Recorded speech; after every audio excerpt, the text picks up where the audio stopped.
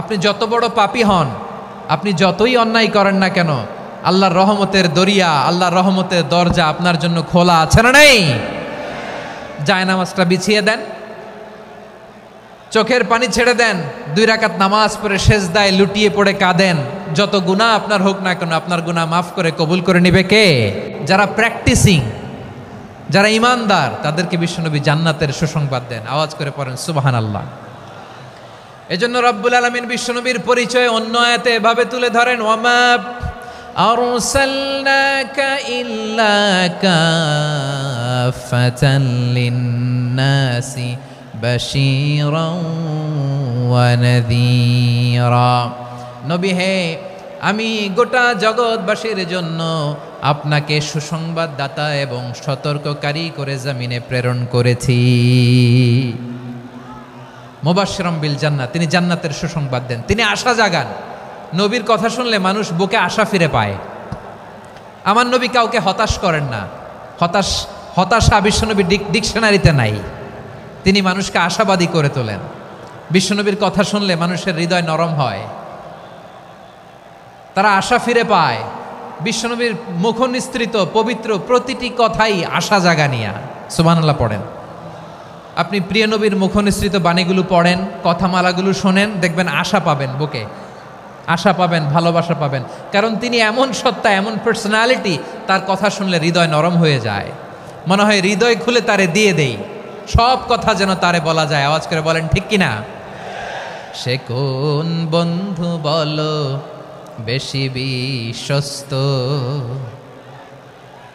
সে কোন বন্ধু বলো বেশি বিশ্বস্ত, কার কাছে মন খুলে দেয়া যায়, কার কাছে সব কথা বলা যায়, হওয়া যায় বেশি আশ্বস্ত।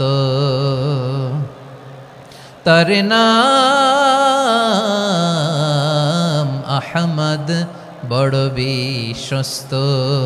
সে কোন বন্ধু বলো বেশি বিশ্বস্ত, কার কাছে মন খুলে দেয়া যায়, কার কাছে সব কথা বলা যায়,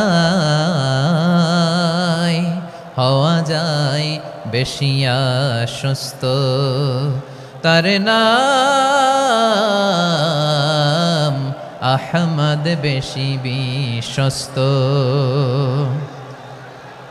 যে জন কখনো ব্যথা দিতে জানে না, যে জনকে বলি মুছে দেহি বেদনা, যে জন কখনো ব্যথা দিতে জানে না, যে জনকে বলি মুছে দেহি বেদনা, হৃদয়ের হাহাকার কবুল করে নিতে আর কারে বুক এত প্রশস্ত। তার নাম আহমদ, বেশি বিশ্বস্ত। প্রিয় ভাইরা, বিশ্বনবী তিনি মানুষের হৃদয়ে আশা জাগান। আমরা মানুষকে ভয় দেখাই, ঠিক কিনা? আমরা ইসলামকে এমন কঠিনভাবে উপস্থাপন করি, মানুষ ভয় পেয়ে যায়। বিশ্বনবী মানুষকে ভয় দেখাতেন না, তিনি আশা দিতেন, ভরসা দিতেন।